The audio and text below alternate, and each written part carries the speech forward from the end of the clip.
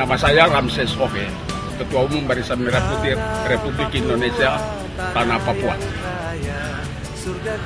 Saya adalah salah satu dari 1026 orang anggota Dewan Musyawarah PPRA pada tahun 1999. Dan kami sekarang dianggap sebagai pelaku sejarah untuk Tanah Papua. Di sana aku lahir bersama angin, bersama daun. Kami sebentar lagi akan memasuki tanggal 1 Mei 2013 ini. Adalah tahun emas yang harus diperingati oleh seluruh komponen masyarakat di Tanah Papua. Karena nilai sejarah tanggal 1 Mei itu sama dengan tidak jauh dengan tanggal 17 Agustus 1945, hari proklamasi kemerdekaan Republik Indonesia. Sebab itu harus diperingati. Saya selaku Ketua Umum Barisan Merah Putih pernah saya usulkan kepada Bapak Presiden untuk tanggal 1 Mei jika boleh untuk mengenang kembali perjuangan yang untuk memperkokoh kemerdekaan kita dan persatuan dan kesatuan kita dan keutuhan bangsa kita. 1 Mei harus dijadikan sebagai hari libur fakultatif supaya semua orang harus mengakui bahwa kita adalah satu bangsa Indonesia, satu tanah air Indonesia, satu bahasa Indonesia, seperti yang dicetuskan pada tanggal 28 Oktober 1928 oleh acara Sumpah Pemuda yang sudah kita ketahui semua.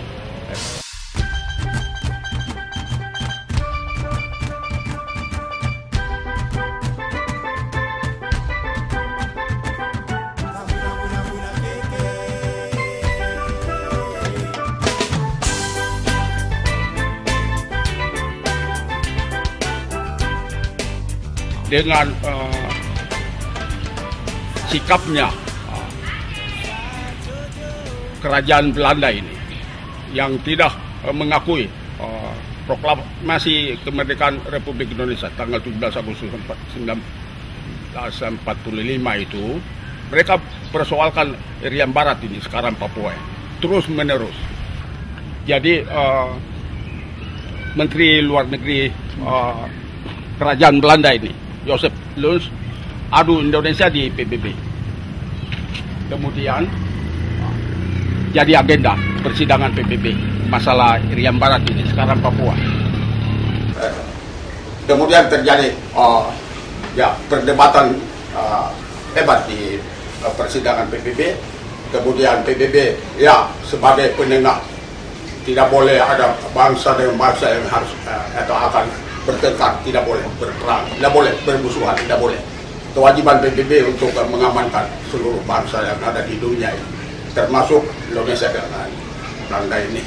Ya, jadi dibahas sampai ada perjanjian New York Agreement itu. Perjanjian New York itu pada tanggal 15 Agustus 1962. Semua mereka tanda tangan itu. Ya. Tanda tangan bahwa nanti satu saat akan diadakan referendum di Irian Barat ini. Referendum, perjanjiannya yang pertama, one man, one vote. Satu orang, satu suara. Dibahas kembali, tidak bisa. Di Papua ini beberapa kakak saja sudah itu satu kampung. 2-3 kakak saja di balik gunung itu satu kampung. Siapa punya anak bisa datang tanya orang, kau mau Belanda atau Indonesia? Ya. Jadi masalah itu dibahas lagi kembali. Tidak bisa dilihat dari sisi geografi dan ekonomi waktu itu, tidak bisa. Terus PBB katakan, coba kamu lihat lagi ada jalan keluar yang lain untuk menyelesaikan sengketa ini, masalah ini, Irian Barat ini. Mereka dua putuskan lagi. Keputusan kedua itu banyak orang tidak tahu semua itu. Karena masalah seperti itu, Irian Barat ini bergunung-gunung dengan kali yang begitu luas dan sampai siapa yang bisa datang ke pedalaman dan tanya lagi. Ini masalah besar di PBB. Kemudian mereka dua nyatakan rubah dari one man one vote menjadi perutusan. Sudah, yang diutus orang-orang yang berpengaruh di masyarakat adat saja. Sebab itu disetujui dan kita ini salah satu saya dari 1026 orang pemangku adat di tanah Papua. Saya juga pemangku adat di Jayapura. Saya juga dipilih untuk hadir sebagai anggota Dewan Musyawarah PPRA. Pada tanggal 14 Juli kami semua diundang untuk diasramakan dan untuk bicarakan masalah penentuan pendapat rakyat ini di tanah Papua yang sekarang ini. Dulu Irian Barat. Lalu semua yang diutus itu bukan orang-orang yang biasa-biasa, tidak, rakyat biasa tidak. Pemangku adat ini yang diutus dari gunung, dari pulau, dari lembah, dari gunung dan semua. Dari pesisir, semua yang diutus. Dan saya memiliki data itu, 1026 orang ini. Dan dari saya yang selalu bagikan kepada siapa saja yang memerlukan sejarah ini. Jadi, tidak jadi referendum, tapi perutusan yang hadir untuk mewakili seluruh rakyat di tanah Papua di 8 kabupaten waktu itu, tahun 1969. Hanya 8 kabupaten di tanah Papua, bukan seperti yang jumlahnya sekarang tidak. Dari 8 kabupaten itu semua tua-tua adat itu pemangku adat diundang. Hadir untuk bicarakan kepada PBB melalui Mr. Ortisan. Ortisan yang mewakili PBB untuk melaksanakan PPRA. Dibantu oleh Dr. Jalal Abdo. Dua pejabat untean PBB ini, wakil dari hutan, sekretaris PBB dua, Dr. Jalal Abdo sama Ortisan. Mereka dua yang melaksanakan PPRA, pimpin PPRA, bukan Indonesia, bukan Belanda. Jadi banyak orang katakan PPRA itu rekayasa, omong kosong.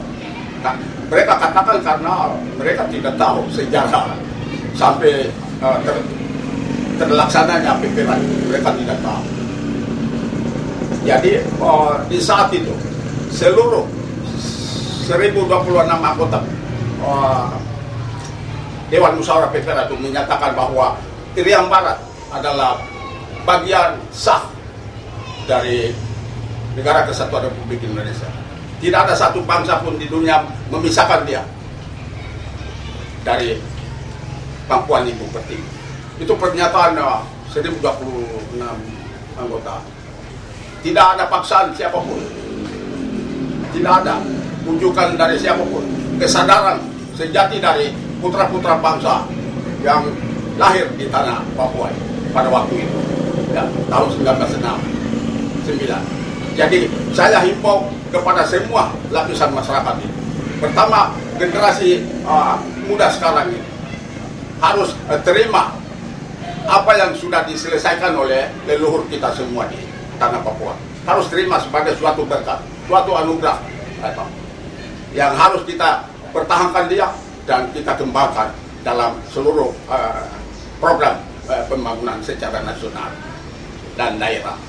Itu yang harus kita sadari dan harus kita syukuri, karena kemerdekaan Republik Indonesia adalah pemberian Allah, bukan manusia, bangsa apapun yang serahkan ini kau biar kau merdeka. Tidak, hasil perjuangan atau para pendahulu, pejuang-pejuang putra bangsa, dan tidak ada lagi di antara kita. Mereka sudah menang di tengah-tengah bangsa yang sedang tumbuh dan berkembang saat ini. Sekarang kita harus miliki itu, pertahankan dia terus. Ya. Kita tidak boleh mengacaukan bangsa ini, negara ini, termasuk Papua ini sebagai rumah tempat kita tinggal dalam satu bingkai negara kesatuan Republik Indonesia. Itu harus kita jaga baik, kita pelihara baik. Kita harus siap membangun Papua ini bersama-sama dengan pemerintah. Harus partisipasi kita sebagai putra-putra anak bangsa yang baik, sebagai warga negara yang baik. Kita harus wujudkan dalam seluruh keikutsertaan dalam segala perjuangan bangsa ini, termasuk pembangunan bangsa secara nasional. Itu yang saya bisa sampaikan kepada semua. Dan mari saya himbau seluruh komponen masyarakat di tanah Papua. Saya selaku orang tua adat di tanah Papua, juga sebagai Ketua Umum Barisan Merah Putih, pencinta negara kesatuan Republik Indonesia, beserta seluruh jajaran yang sudah ada di tanah Papua ini. Mari kita sukseskan tanggal 1 Mei 2013 pada tahun emas, yaitu 50 tahun. Mudah-mudahan Tuhan yang memberikan hari yang bersejarah, hari yang luar biasa ini. Kita yang ada di tanah Papua ini melalui pikiran kita tahu titik untuk selama-lamanya. Batas wilayah negara kesatuan Republik Indonesia itu adalah Sabang sampai Merauke. Ceritakan kepada semua pihak sampai Tuhan datang.